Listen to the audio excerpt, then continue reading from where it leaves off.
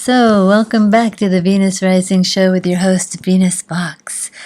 You are listening to KMKR 99.9 FM, coming to you from sunny Tucson, Arizona. We are located in the Xerocraft building. That's Xerocraft, Xero, craft.org.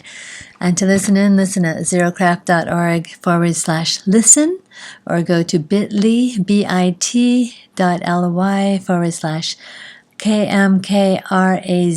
all caps, and listen in on the internet.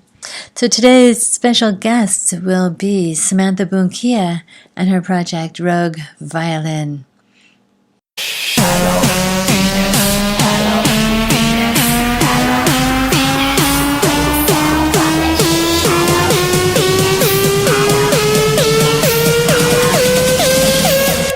Venus, Earth's evil twin. Its clouds made of battery acid. At 900... Rocket number 9, take off to the planet Venus. I don't even know where to start. There's so many places that I want to go in this conversation. Like, how did you start playing violin would be maybe that's like the very beginning. Let's go to the beginning. We can go to the beginning. Okay. Sure. So I was 4 years old, and it was actually really too small to hold an instrument, and so I had to beg my mother for 6 months. And so when I started playing finally, I actually didn't know how to read yet. I learned music before I learned how to read the alphabet. Mm-hmm. So I remember sitting in orchestra. I was in this tiny string player's orchestra in the very back with my quarter-size instrument, and I didn't know which piece we were supposed to turn to because I couldn't read the titles of the pieces. And so my mother would draw pictures at the top of each piece, so I knew where to turn. But yeah, she was always really supportive. My mother used to play violin when she was younger, so that was always super helpful. I know that so many folks who get into music, when they have someone close in their family, it's just hugely supportive. Yeah. So I just fell in love with the instrument since I was 4 and started playing and really haven't stopped. That's amazing. So you've been pretty single focused on it your whole life then, almost. Yes, single focused is exactly the right word. Yes. Except for a very short span right after I graduated from the conservatory. I think I needed a break. There was a point in time where it felt not joyous, and I think when we reach that as artists, it's always good to take a step back. And I did, and I came to Tucson and I started playing again in a very different way, and so now I'm still playing. Yes, I really want to explore that different way in a moment here. So what were some of your good experiences while you were growing up in performance? Did you play in different little youth orchestras and maybe not little? Yes, but... I did. So I played for years with the local city high school orchestra, and actually one of my fondest memories, I was 15, and we had just learned that we were going to Carnegie Hall on tour that year, and I had never been to New York, and of course I was dreaming of New York. And I remember this trip so vividly because just a few months prior I had been gifted an instrument. I mean, violins are very, very expensive, and I often, couldn't afford very nice instruments. But the instrument I was gifted was particularly special because it was from someone in the neighborhood who I believe he was a Vietnam veteran, and he never even played the instrument before. He never played violin, but he learned how to make instruments after he was injured, and it just was a passion for him. And I walked into his studio one day, and there were 16, 20 instruments that had never been played before. Wow. And I started going quite frequently and playing them for him, and as a gift he gifted me this instrument, and that was the instrument that I brought with me to Carnegie Hall, where I was sitting concertmaster and playing solos. So it was really wonderful to share that with him, and also for me to be there. That brings a tear to my eye. That's a beautiful story. I was very lucky. Mm-hmm. and then you were concert mistress and concert master. Concert mistress. Yeah. Essentially, that just means that I was sitting at the front of the section. I get to walk out on stage and tune the orchestra. Right. Which was, at 15, a really big deal. I was really excited. But I've been really lucky. I grew up in Albuquerque, New Mexico, and I was chosen to do a concerto with their professional symphony when I was very young. So I was maybe about 10 years old. That was my first sort of big solo performance with the orchestra. Cool. I did a Mozart G major violin concerto.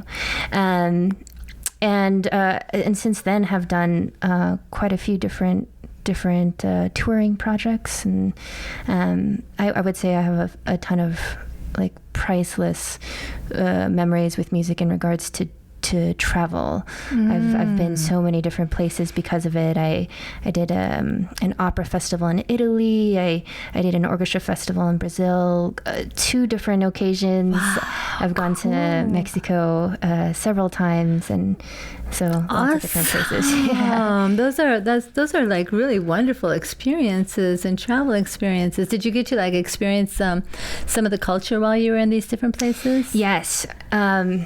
One of the first things that come to mind was after graduating music school, I had applied to a bunch of different fellowships, and I was accepted into an exchange program in London. Mm-hmm. So I went to live there for 6 months, and at that time I wasn't really performing classically, but I was invited to perform with a folk band. Oh, nice. And this was my first sort of venture into non-traditional classical world, and so they were based in London, but we were invited to do a folk festival, and it ended up being an international festival, and we were the headliners, and I had no idea, and I show up and I'm like this American playing with this UK band, and sort of fumbling. I'm definitely not a fiddle player, but we were doing some sort of Celtic pop fusion, and so we ended up touring all the way from the north of the UK down to the south of France. Whoa, cool. So, and there was one stop where we were busking outside, and we didn't have a busking permit, and the French police came, and the audience booed them away, and we got to play like 5 more songs, and then we had to leave. But yeah, priceless experience. Oh, that is beautiful. What a memory that is. That is really cool. Have you done any busking? Very little. No. I was in Madrid, and I thought, okay, well, I'm going to go busk. And so I went and I did it in the train station for a minute. And then, I made a few euros or whatever, but, I was really nervous. And then I went to the park, by myself. So I was around behind the bushes trying to... Yes. Not exactly a good place to busk. Yeah. I always find when I'm playing by myself or I'm busking sort of impromptu performances, the easiest thing to do is find a location that super speaks to you, that is either really resonant or that you can just have a relationship with the space when you're playing. I have a space on 4th Avenue I've gone to a few times. Cool. And so I've gotten beyond hiding behind the bushes. Oh, great. No, that's great. Tucson is such a wonderful place to break out in that way. I think that's been my experience. And it's a great practice. It's a great way. It super is. Actually, I even now every other week, and when I can, I play for a small farmers market. Oh yeah. The Tucson CSA share at the historic Y. It's every Tuesday and Wednesday, and I play for an hour. Oh, nice. When I can. So. Well, I've been blown away by what a good practice it is. So that's interesting. So you started busking and you had this wonderful experience in London, and that was after you finished conservatory? Yes, absolutely. And then did you go... Now you went to, if I remember right, you said Oberlin? Yes, Oberlin. I know we didn't talk about it on the interview earlier. My time there was invaluable. I think everyone has different sort of traumatic experiences with music school. It's very, very competitive, but also in the most invigorating way. You're playing 8 hours a day, if not more. You're practicing until 1 a.m. in your practice room, and you have buddies next door that you're comparing practice notes with, and And for the last 2 years at Oberlin, my focus really was contemporary music. So by that I mean contemporary classical, Western, atonal, sort of noise-driven, including electronics, a lot of 12-tone pieces, and that ended up being my niche. I think I felt like I was really able to use the violin in non-traditional ways that were really interesting to me. So where I was going with that was that after conservatory, you had a period of time where you didn't really play. Yes. Yeah. Did you go back to Albuquerque at that point, or? No. So that was I went to London and came back, and I joined actually an AmeriCorps program. Are you familiar with them? A what program? AmeriCorps. Oh, yeah. It's a volunteer program. Yeah. Okay. And it had started with when I was my last years in conservatory. I was getting tired of performing in like a really academic setting for the same peers and the same music, and there was just a lot of self-judgment and criticism, and so I really wanted to break out of that habit, and so I set up a series of concerts in the Cleveland area, performing in non-traditional venues, actually performing at nursing homes and homeless shelters, and I loved it so much that I actually ended up being really interested in making nonprofit work more of my passion. So okay. Yeah, so I when I went to London, it was a program that was an exchange program working with adults with serious mental illness. And so while I was playing in a folk band, I was actually living and working at this center in London. And then when I came back to the States, decided to pursue sort of my interest in nonprofit organizations. I joined AmeriCorps, which was 10,000 hours of volunteer service. It's a big commitment. Yeah, and then helped me with my student loans, and then afterwards found a job in Tucson working at the clubhouse here, which works with adults with serious mental illness. So what is the clubhouse? The clubhouse is it's a center for folks with mental illness to go and volunteer, and it's really a model. It's an international model of building self-worth and recovery through active and meaningful engagement in something. It's a peer-run organization, and I absolutely loved it. Loved it. There are models all over the world. So I did that for quite a few years. But then as I started doing and picking up more music in Tucson, that sort of had to make a bit of a choice. Yeah, it is a choice. I understand completely. Yeah. So I'm no longer doing that, but it was a huge part of my life. Yeah. And that was probably, that's such a good, it feels like that was a really good choice. It feels like for, people to really branch out and really get a sense of their humanity and the humanity of other people and stuff. Because I know that silo of being in the whole music thing and how that can just be so, just so insular, and you don't really... Yes. You don't really experience a whole lot of the rest of the world in a way. Correct. Yeah, exactly. So you got a real good, you got an eye-opening experience, I'm sure. It sounds like the club and being able to help people who have such mental illnesses and stuff sounds like a very... Oh, absolutely. It's so humbling. And I met such wonderful people through it. Who I'll never forget, for sure. So back to music, though. You kind of gave it up for a while, but you probably never stopped playing, my guess. But what kind of started piquing your interest and drawing you back into the music? That's a good question. Well, there are two people in my life in Tucson who have been hugely influential. The first is, her name is Elizabeth Cherry, and I actually met her while working at the clubhouse. She was a volunteer there, and she heard that I was a violinist, and she in herself is sort of a Tucson legend, and has run many art galleries and is very involved with MoCA, and she invited me to perform one day at like a brunch at her house, and I hadn't played for like a year, and I felt pretty resistant. And she introduced me to her partner, Olivier Mosse, who is actually an incredibly internationally known conceptual artist. And yes, you're actually, I met him. Okay, yeah. I did a little mini interview, which I haven't published yet. Oh yeah, he's wonderful, and I kind of consider him, one of my my idols, and he's been incredibly influential. And he sat me down and was like, you know what you need to do is you need to practice. And it was like that simple. And I was like, okay.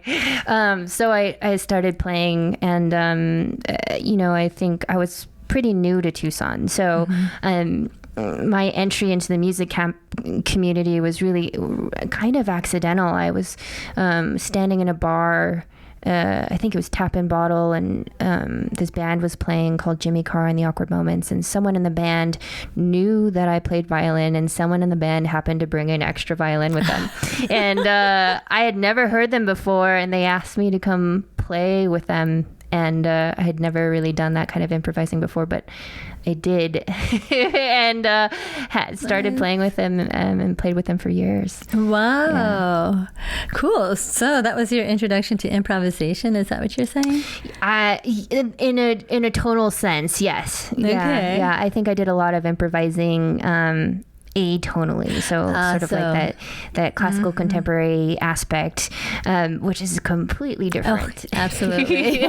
Yeah, completely different. But yeah, I think it was with that band with Jimmy Carr. They're kind of are you familiar with them? Mm-mm. They're sort of like a New Orleans style gypsy. Jimmy plays accordion and writes some original songs. I do have a track if you want to listen to it later, but it's it was really with them that I was able to maybe let go of some stuff classically in order to free up to be able to even consider what improvising might mean. It was very, very, very scary, but very exhilarating. It's exciting. Yeah. It's exhilarating. Totally.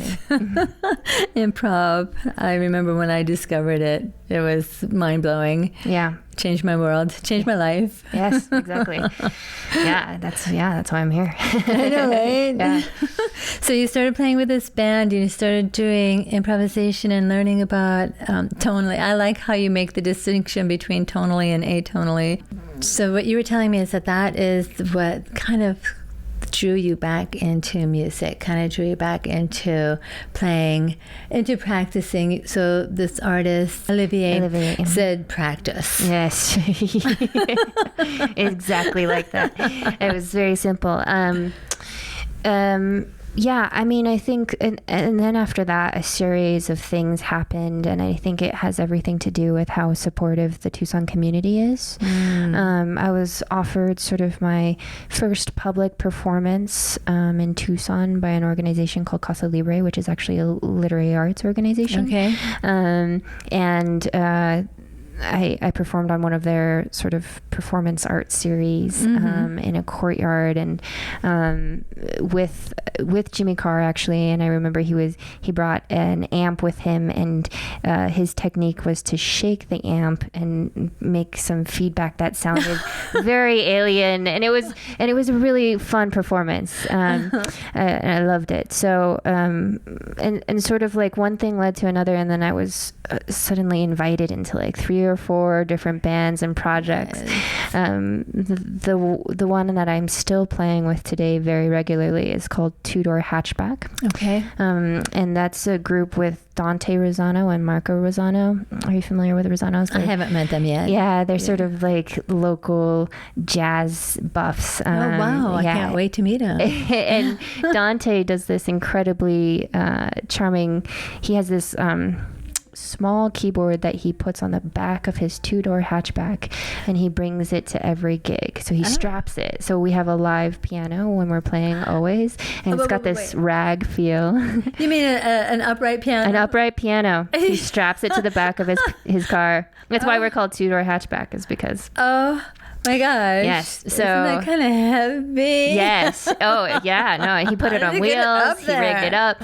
Yeah, right. He also plays trumpet, and he can do this thing where he plays trumpet and piano at the same time. Oh, wow. And his brother, who's actually, they're part of identical. His identical twin. Okay. Dante's part of triplets, actually. Oh, wow. And all three of them play music, but his brother Marco plays a million different instruments, tours with Sergio Mendoza. Oh my gosh. But he plays guitar in this group and clarinet. Wow. So, and we do these wonderful songs that Dante writes that are super whimsical and very rag and jazz based, but go in a different direction. And it's been huge for me to play with musicians like Dante and Marco, because it's always about playing with folks who are better than you. Yes. That's the best way to learn. Yes, exactly. Yeah. So should we take a moment and listen to one of these songs? Is this one of the pieces that you might have queued up? Actually, I don't have a song from Two-Door Hatchback because Dante is he's so hesitant in making this album. We're working on it though. Okay. So, but I do have a song from early on. This was recorded maybe 3 or 4 years ago from Jimmy Carr. Oh, let's let's listen to it. Okay, yeah. And action. Yes, sir!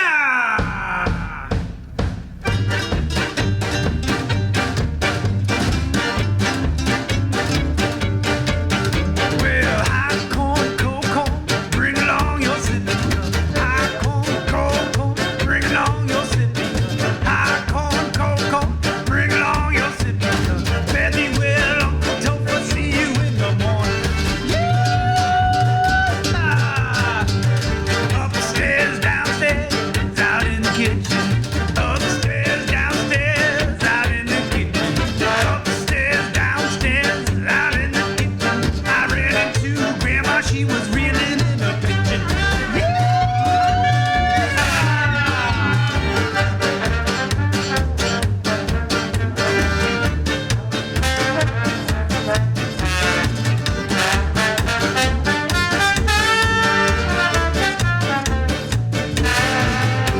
Hold on, Jenny, won't you fill us up again? Hold on, Jenny, won't you fill us up again? Hold on, Jenny, won't you fill us up again? I ain't had a drink since I don't know when.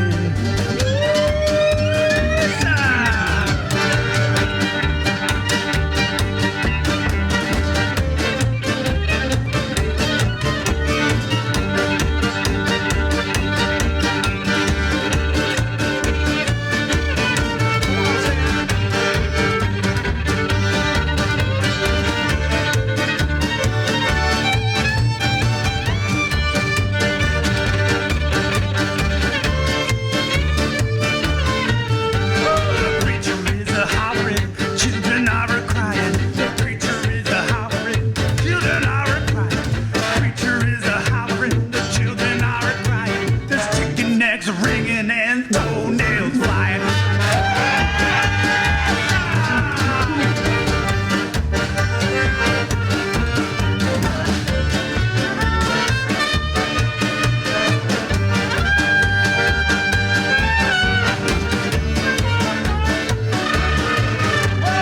Hot corn, cold corn, bring along your sipping cup. Hot corn, cold corn, bring along your sipping cup. Hot corn, cold corn, bring along your sipping cup. Tell me well, Uncle Topher, see you in the morning. Yes, sir!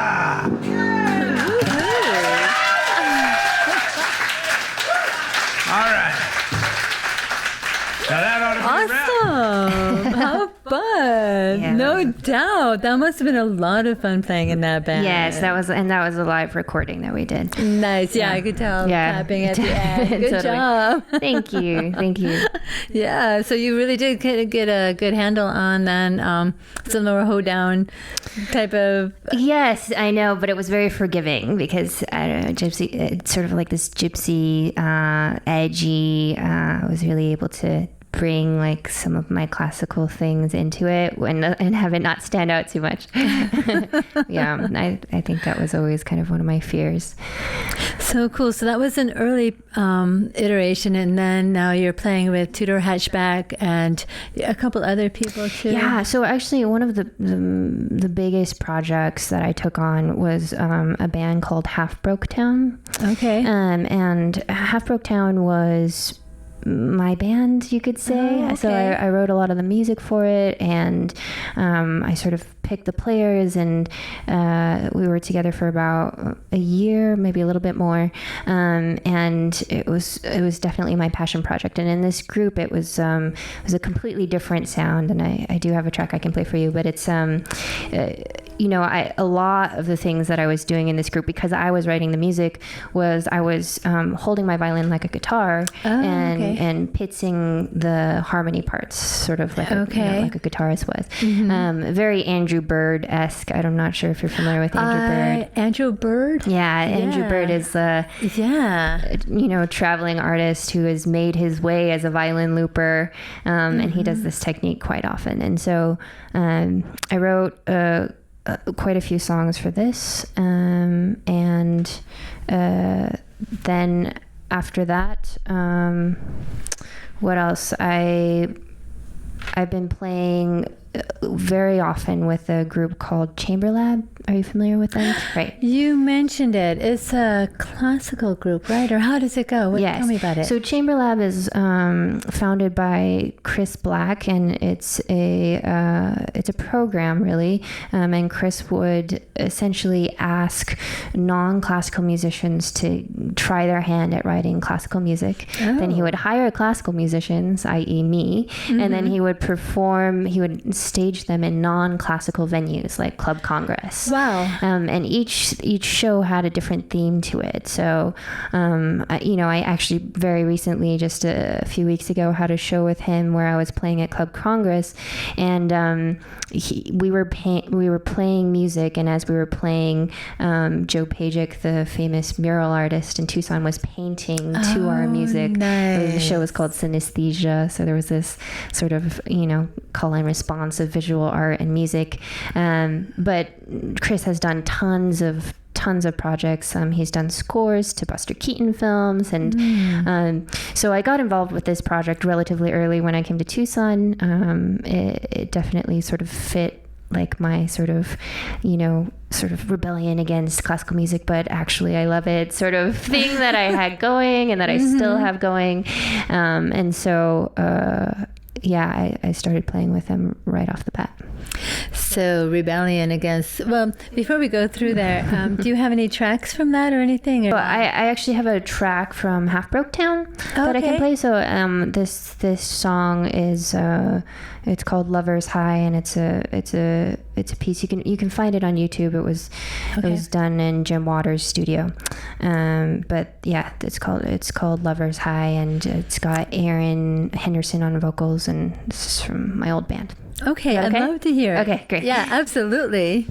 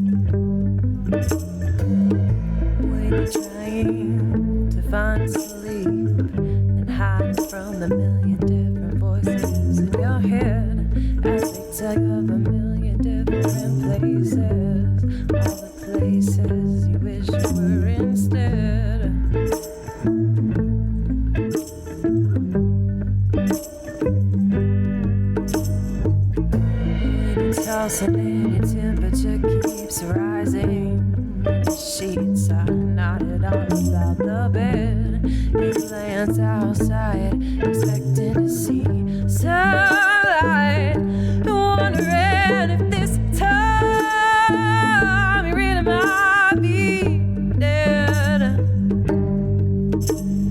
Baby, I want you to go to sleep. I'm here with you tonight, and I'm laying down at your feet, shooting up a lover's high. Baby, there's still time to sleep. There's still time. There's still time to sleep.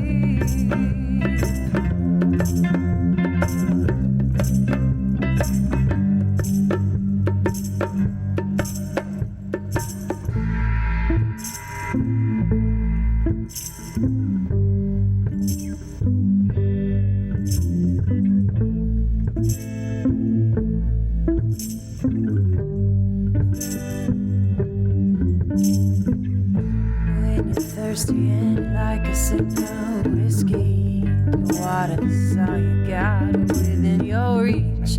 You're breathing through your pillow and your breathing's getting shallow, 'cause you're feeling kinda weak.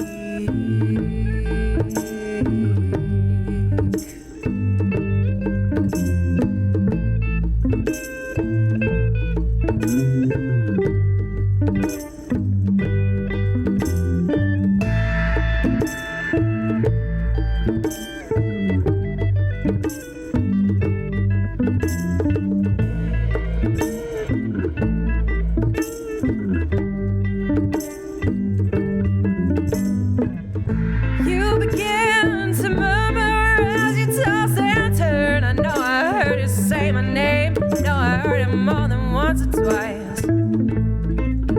I know you won't remember in the morning, but it might have been the sweetest fucking moment of my life. And you know it might have been the sweetest fucking dream of mine. It might have been the sweetest. Baby, I want you to go to sleep. I'm here with you tonight, and I'm laying down at your feet, shooting up a lover's high. Baby, there's still time to sleep. There's no agenda to keep, nowhere to be, so just slip to me. There's still time to sleep. There's still time. There's still time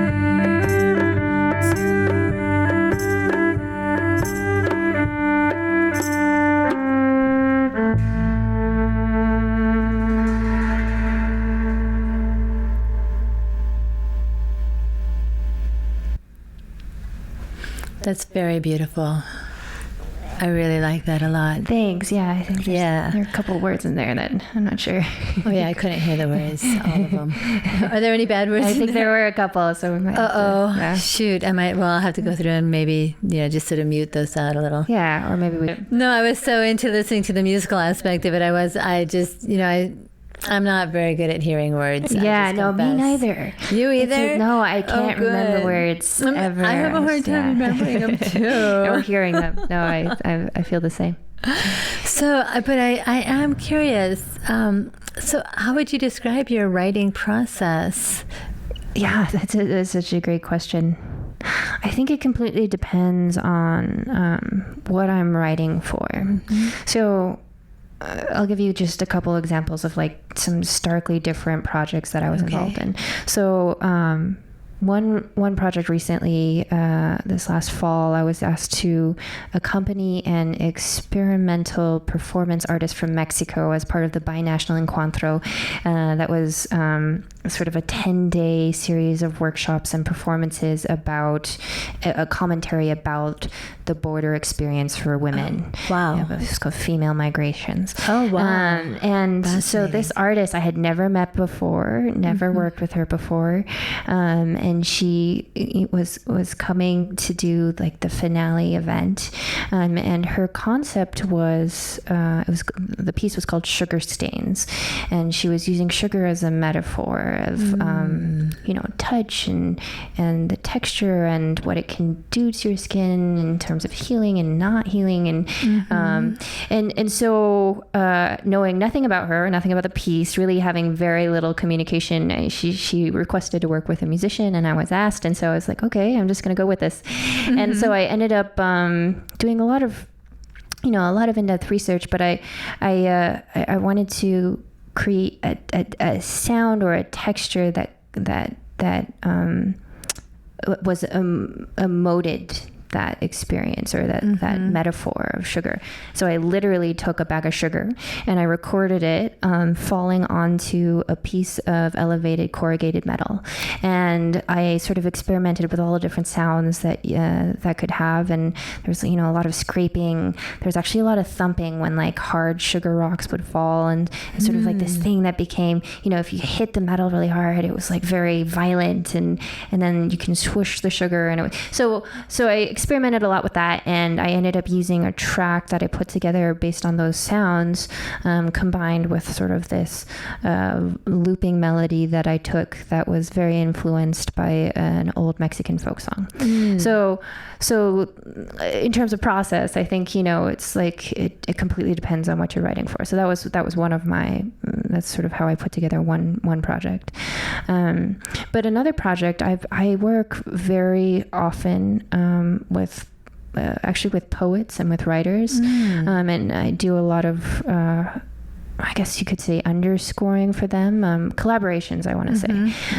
Actually, my partner, Kristen Nelson, is an author, and I performed and toured with her very recently all over the Pacific Coast for her new book. Cool. Yeah, and she's very sort of known in the community for doing these kind of grandiose collaborations. We had her finale at her book release was aerial silks and electronic violin. And, oh my gosh! And her cool. reading her final piece, and it was all choreographed, and I wrote the music for that. Wow.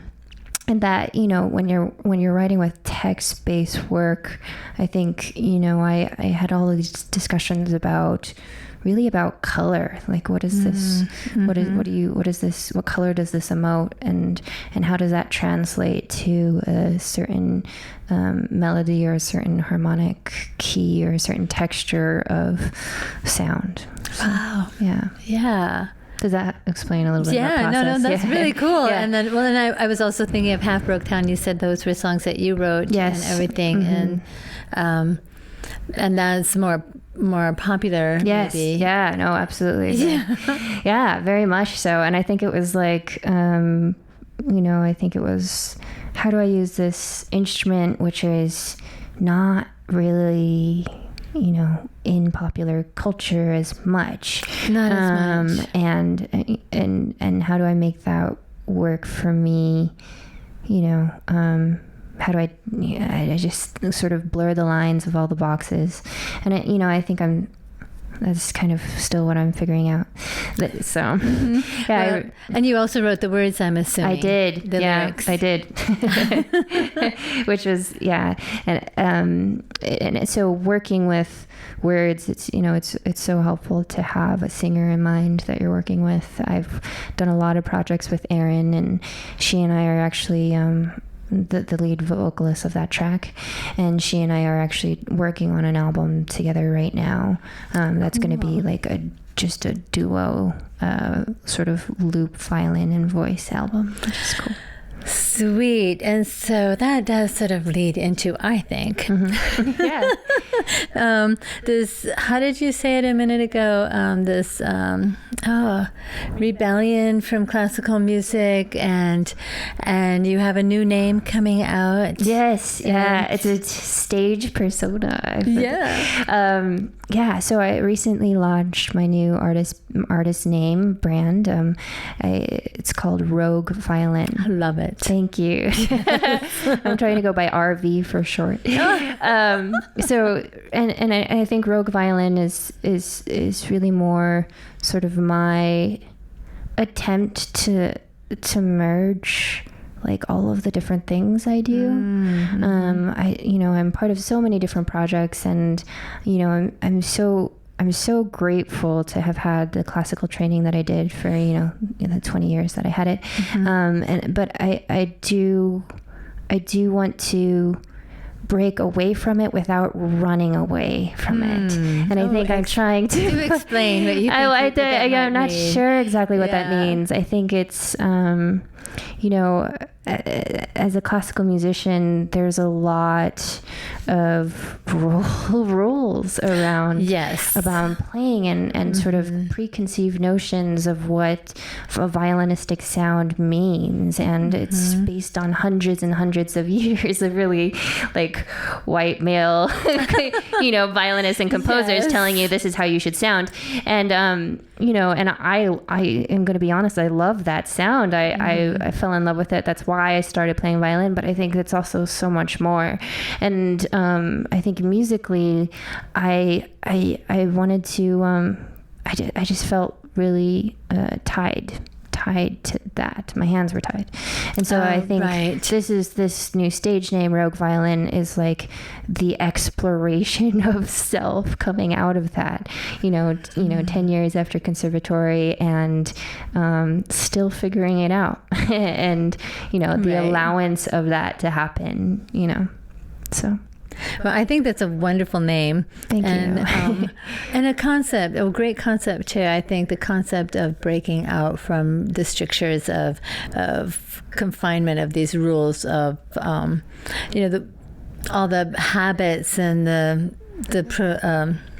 best practices and the what's another word? What's the word I'm really looking for? I can't think of it. But anyway, to be able to expand the boundaries and bring things into a different space, which I do think they were trying to do that a lot with the 12 tone and the serial writing. Oh, absolutely.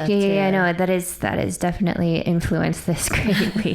So is that a big influence for you then? It is, yeah. It always has been. I think it's a matter of how you listen to music. It's you hearing, instead of just melody, but hearing texture and articulations, and John Cage's idea of music being in sort of everything you hear. It's just a matter of your choice to perceive it that way, and how you listen. Yeah, what's that one song? 3 minutes and something seconds. Right. The famous one. Yeah. Right.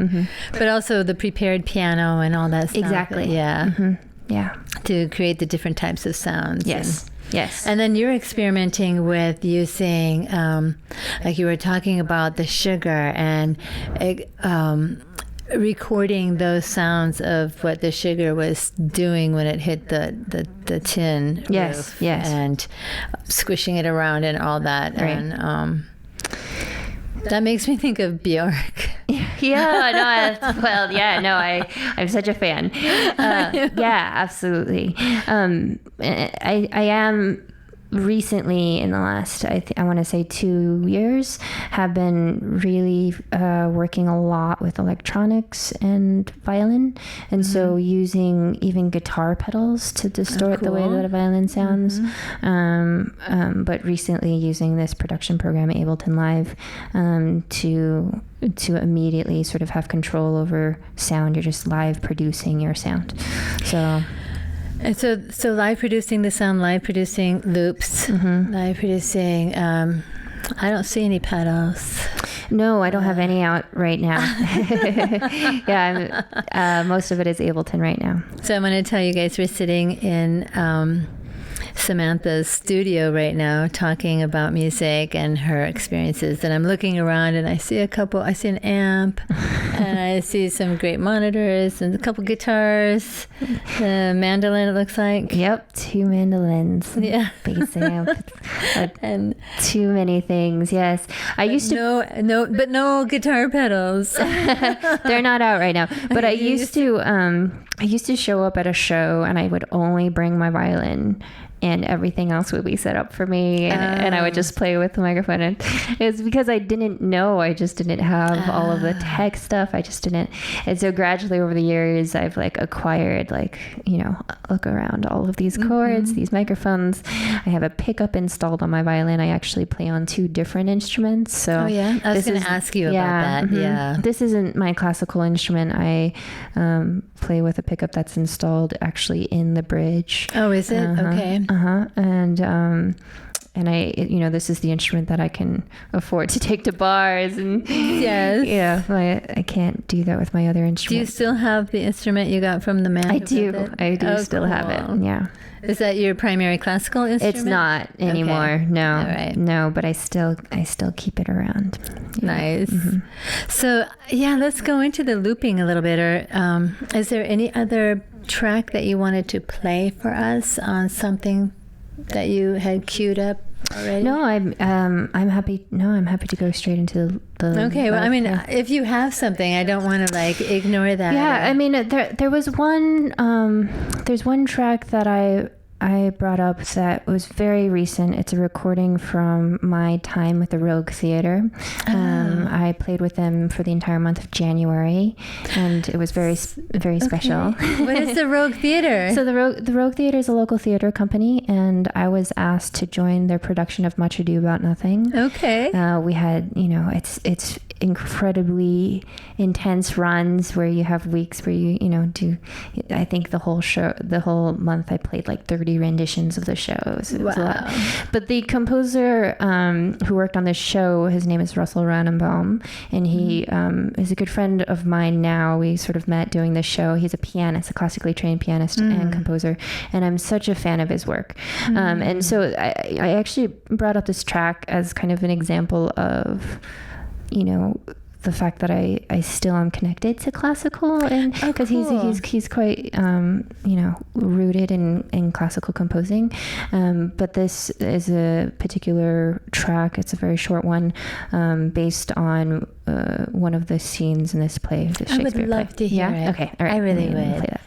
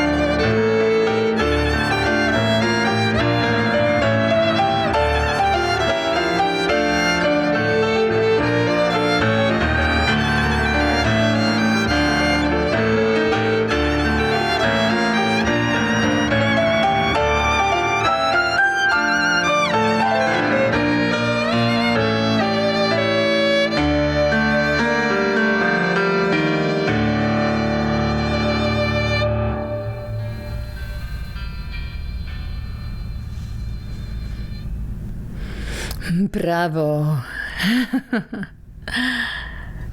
That was beautiful. Thank you. Yeah. Yeah, it was a very passionate scene where one of the main characters finds out that, you know, his lover has been disloyal, which is not actually true. But the title of that track is Lover is Disloyal, and Russ just recently put out an entire album of music from this show. Wow. So That's a beautiful, Thank you. evocative Thank piece, you. and you played it gorgeously. Oh, thank you. Yeah. Thanks. All right. Oh, thank you for playing for that for us, because I think it really helps to show that there's so many facets to what you're doing right now, that the classical isn't gone, the folk stuff is there, the rock and roll stuff, and now I'm the rogue. I'm really curious about the rogue. So Yeah. like bringing it to like the most exciting part, maybe. Well, so I have a show that I've been preparing for. It's this Sunday, July 7th. Okay. 7 to 9 p.m. at Shay's Lounge. And it's called An Exploration of Solo Loop Music. This was organized by Julia Schlossberg, who's an incredible musician in town. And I feel super, super thrilled to be on this bill, because it's kind of with all of the folks in Tucson who I super, super admire, and who are also kind of done this work, and who are way more experienced at it actually than I am. So I'm playing with Julius will be performing some of his work. He's a drum set player, and he loops his own synths. And Jillian Bissett is also going to be performing, and she has an incredible way of creating a deceptively simple loop, but just a beautiful sound, beautiful voice, incredible arrangements. Super inspired by her work. And then Vicki Brown, who I have always wanted to play on a show with. Vicki Brown is sort of a Tucson iconic violinist. Really? Yes, and we're also both very interested in different sort of experimental things, and so it's going to be fascinating to see her approach. I think she's definitely, it's going to be completely different. She's using a loop pedal, I imagine, and lots of effects via sort of that kind of gear. And I am, for the first time, performing with this production program, in which I've never done before, and which is very new for me, called Ableton. And so I've essentially routed 32 different clips on this drum pad over here, and any time I can trigger recording that and playing it back, and trigger an effect to go on top of that clip. So it's so it's a massive juggling thing, which I haven't totally figured out, but it's got tons of potential. I'm really excited about it. So. Okay, so I want to get our hands wet on that. You want to hear some of that? Yeah, I do. Okay. I totally do. I'm really fascinated. Okay, great. So I'm gonna give this piece a try.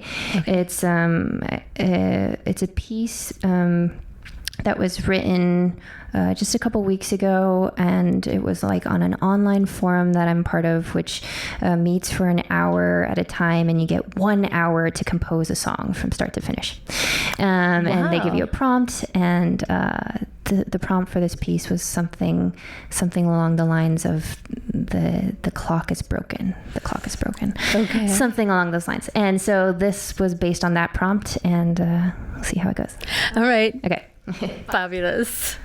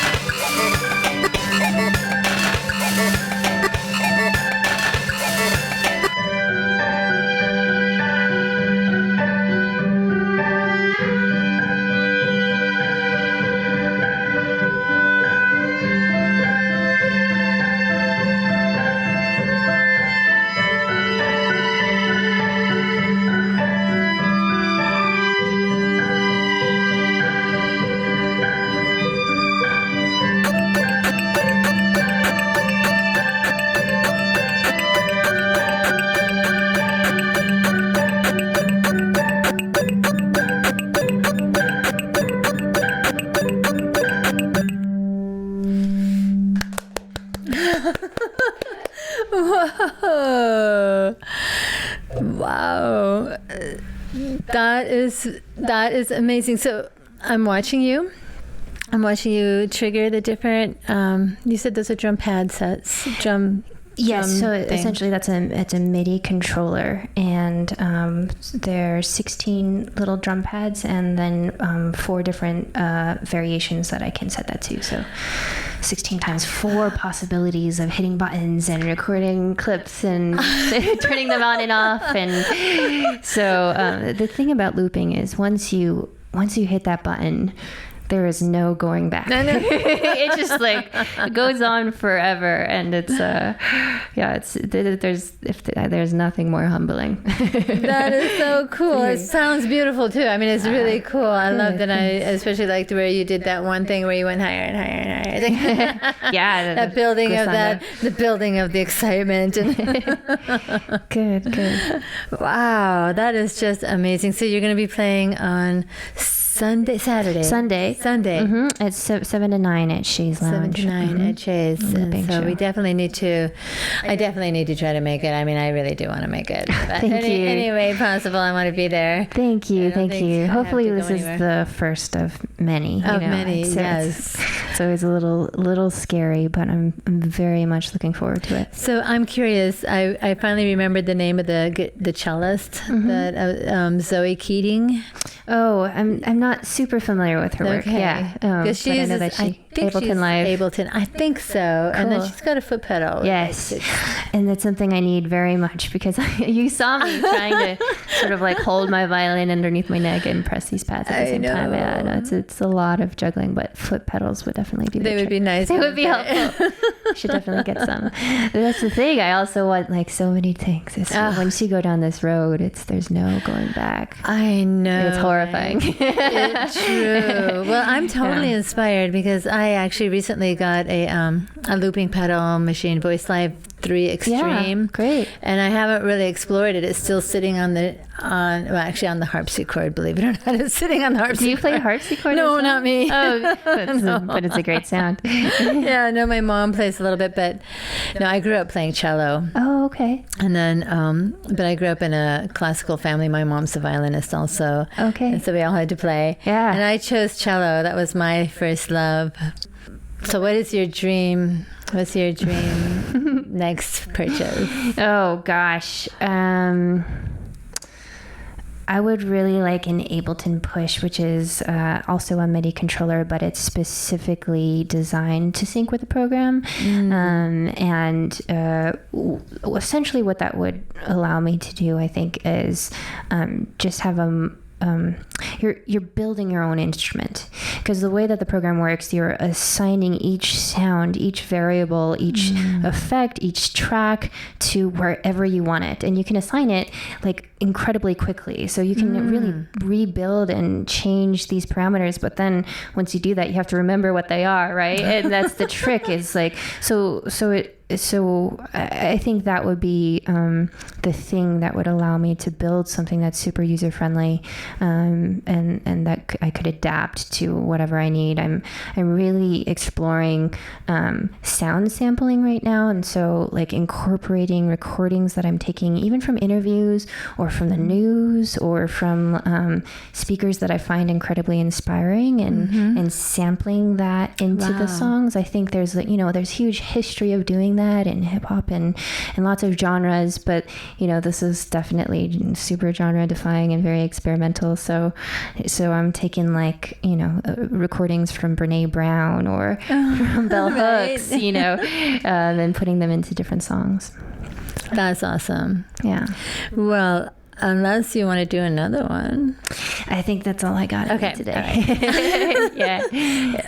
So, well, thank you. Yeah. Thank you so much for spending time with me and talking with me about your journey as a violinist, your journey from time of being 4 years old. Thank you. Yeah. Growing up in Albuquerque and going off to the conservatory and how your whole approach has evolved and morphed and had all these different influences. So it's really cool. Thank you. I so appreciate it. Thank you for inviting me on here.